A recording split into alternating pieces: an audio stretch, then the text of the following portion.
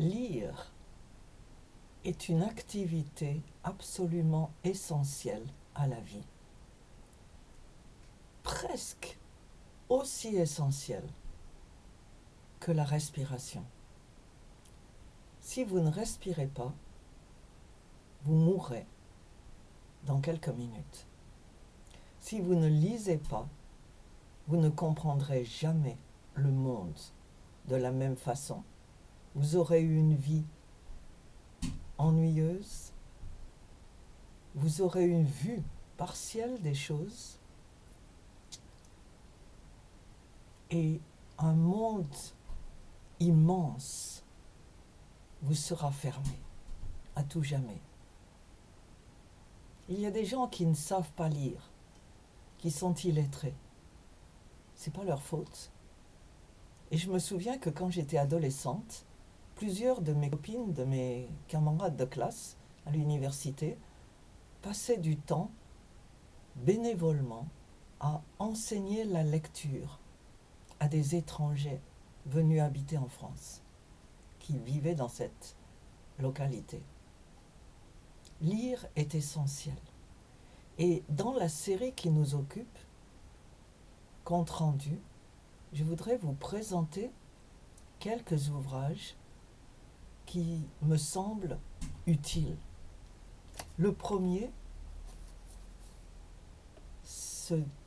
est intitulé La petite fille qui dansait dans sa tête de Regina Ubanatu.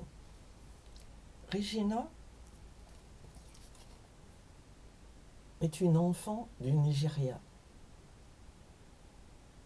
Elle était née juste avant la guerre du Biafra et toute petite, elle a été victime de la polio et elle n'a pas pu se développer normalement.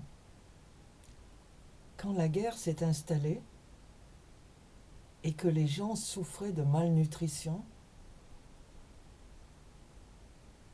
et vivaient le danger jour après jour, ses parents ont pris la décision de la recommander à la Croix-Rouge. Sa mère a envoyé son frère aîné, qui portait sa petite sœur, puisqu'elle ne pouvait pas marcher, qui est allé dans un centre de la Croix-Rouge. Et comme beaucoup d'autres enfants mal nourris et souffrants,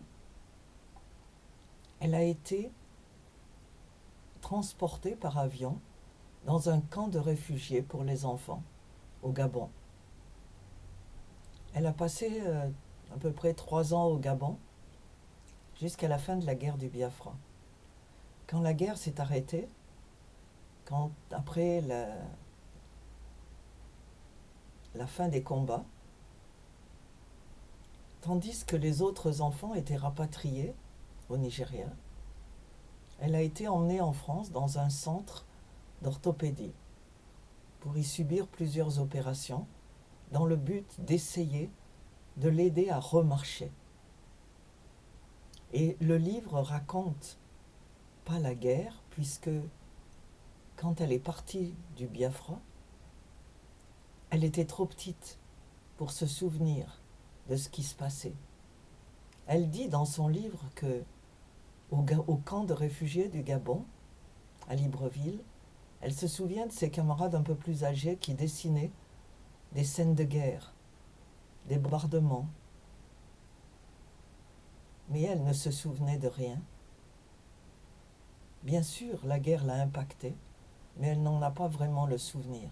Par contre, son livre raconte comment elle est arrivée en France, comment ses premières années au Gabon se sont ancrées dans ses souvenirs, comment elle est arrivée en France et comment elle a grandi dans ce pays qui n'était pas le sien, apprenant une langue qui n'était pas la sienne, jusqu'à oublier sa première langue.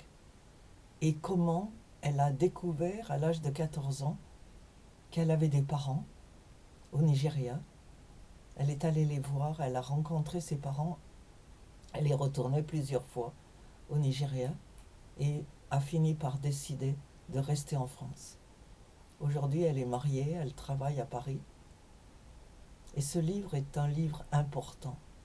C'est un des rares livres qui raconte une des rares autobiographies qui raconte la vie d'un réfugié, mais non pas d'un réfugié qui se serait déplacé volontairement pour partir d'un pays vers un autre, mais un enfant réfugié, comme il y en a beaucoup. Elle n'a jamais réussi à rencontrer d'autres enfants comme elle, mais par contre, elle continue à raconter son histoire pour montrer l'impact des guerres et du statut de réfugié sur les enfants. Son enfance en France était loin d'être idyllique, mais elle a survécu à force de détermination. Et si vous regardez le sommaire de ce livre,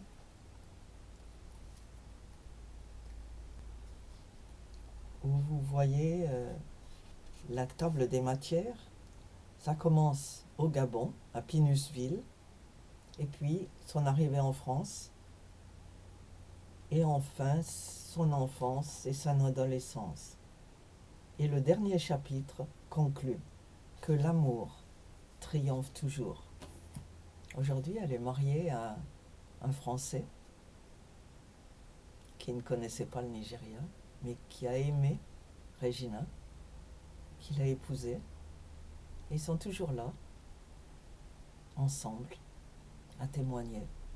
Alors, bonne lecture!